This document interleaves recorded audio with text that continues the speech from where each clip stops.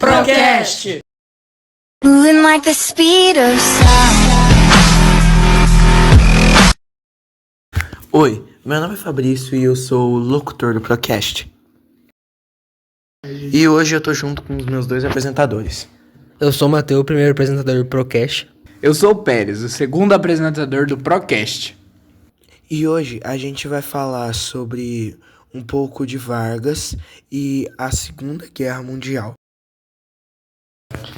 Tá, mas por acaso você sabe o que aconteceu na transição da República Velha pro se iniciar o governo do Getúlio Vargas? Eu sei.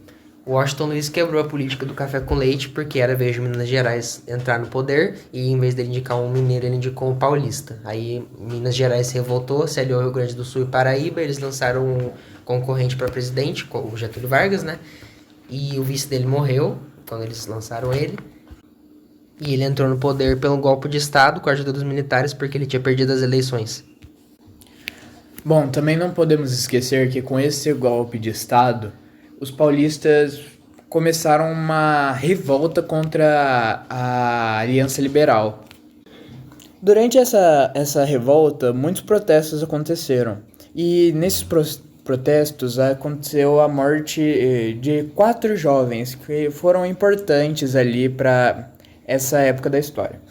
Mário Martins de Almeida, Euclides Miragaia, Drauzio Marcondes de Souza e Antônio Camargo de Andrade.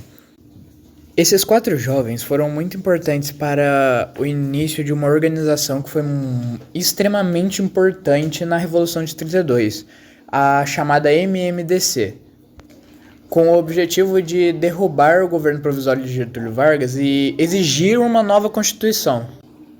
Vale ressaltar que isso acabou gerando uma grande guerra que envolveu trincheiras. E lá ocorria uma tática de guerra que quando acabavam as munições, eles pegavam uma matraca e eles começavam a girar essa matraca por causa que fazia um som muito parecido com o das metralhadoras atirando. Isso para poder esconder que, na verdade, tinham acabado as munições dele, né? Então, isso, no fim, acabou com a rendição dos paulistas, mas isso tudo não foi em vão, já que os ideais que eles acreditavam, que eles tanto almejavam, eles foram sim instituídos na famosa Constituição de 1934, onde foram introduzidos várias inovações, como o voto feminino, o voto secreto, os direitos trabalhistas com aquela jornada de horas diárias, essas férias que agora são remuneradas, né? E a nacionalização das empresas. Acabou também com grande diversidade feminina, grande diferença, o que antes as mulheres elas recebiam valores bem menores do que os homens. Já agora, elas tinham um grande direito e recebiam um valor igual para o serviço igual. Eu tenho um ponto. A primeira página da Constituição de 1934 foi escrita por uma mulher, Berta Lutz. Então essa mulher, ela foi muito importante para poder acontecer todos esses requerimentos dos direitos femininos agora conquistados. A gente sabe que na Alemanha depois ocorreu o nazismo, mas como que estava a situação ali na Alemanha um pouco antes disso? Bom, no fim da Primeira Guerra Mundial, a Alemanha ela tinha sido derrotada e tinha sido obrigada a assinar o Tratado de Versalhes, porque ela foi ali que iniciou a guerra, assim, entre aspas, e foi a que mais causou, assim, a confusão.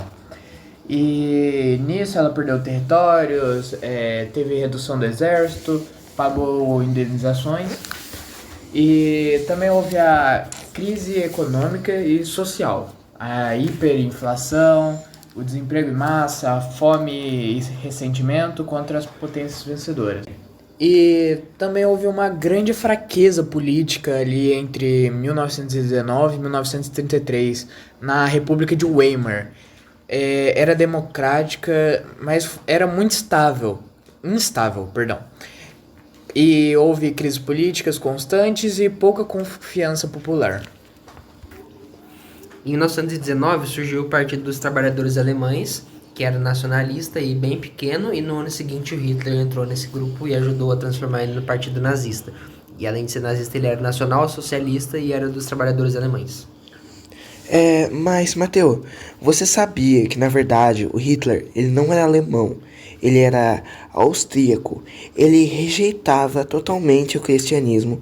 Ele fracassou como artista, ele sempre admirou muito essa carreira, mas ele não conseguiu seguir uma carreira nessa área artística. Ele também viveu de forma regrada, com hábitos como vegetarianismo, e ele não fuma, né? E ele, com o tempo, se tornou dependente de drogas, com a metanfetamina, e sobreviveu a cerca de 40 atentados contra a vida dele. Nossa, que interessante, eu não sabia disso. Você sabia disso, Pérez? Não sabia! Além disso, Hitler, ele tentou fazer um golpe de estado junto aos seus companheiros, mas ele acabou falhando e sendo preso. Lá naquela prisão foi um tempo que ele teve para pensar e aumentar cada vez mais o seu antissemitismo, escrevendo um livro com todas as suas ideologias e todos os seus pensamentos que ele tinha sobre um mundo ariano perfeito e como ele odiava as outras raças. Então, depois de uns anos, ele conseguiu entrar no poder e o nazismo, ele acabou se introduzindo na Alemanha cada vez mais e explorando o trauma da Primeira Guerra, a crise econômica, ressentimento contra Versalhes e o medo do comunismo. Com grande propaganda intensa, incluindo escolas e o carisma de Hitler, o partido ele ganhou muito apoio popular, até chegar legalmente ao poder em 1933, transformando o país em uma grande ditadura. O Hitler se juntou ao Mussolini, com o fascismo italiano e com o Japão também, porque o Japão concordava com a ideologia, eles formaram o eixo Roma-Berlim e Tóquio, e do outro lado tinha Estados Unidos, Inglaterra, França, e mais tarde o Brasil ajudou na guerra. A gente vai detalhar um pouco mais isso daqui a pouco. E a França e a Inglaterra tentaram apaziguar a situação, concederam a região dos Sudetos à Alemanha com uma freagem para tentar diminuir um pouco o fascismo, mas não adiantou nada. Então, em março de 1939, o Hitler ocupa toda a Tchecoslováquia. O Pacto de Não Agressão com a União Soviética, Pacto Molotov-Ribbentrop, que incluía a divisão da Polônia em segredo. 1º de setembro de 1939 ocorreu a invasão da Polônia e o início da Segunda Guerra Mundial. Agora eu vou passar a palavra para o Mateu, que vai falar um pouco sobre a participação do Brasil na Segunda Guerra. O Brasil patrulhou o Oceano Atlântico no Nordeste e com um efetivo de 25 mil homens treinados pelos Estados Unidos, eles foram enviados para a Itália para combater o restante do fascismo, já quase no final da guerra, e eles obteram sucesso. E depois da Segunda Guerra, o Getúlio Vargas acabou sendo deposto pelos militares do poder e ele volta em 1951, governando até 54, sendo a primeira vez que ele foi eleito legalmente pela população, mas então ele não aguentou a pressão e acabou se matando. Eu sou o Mateu, apresentador. Eu sou o Fabrício, locutor. Eu sou o Pérez, o segundo apresentador do Procast.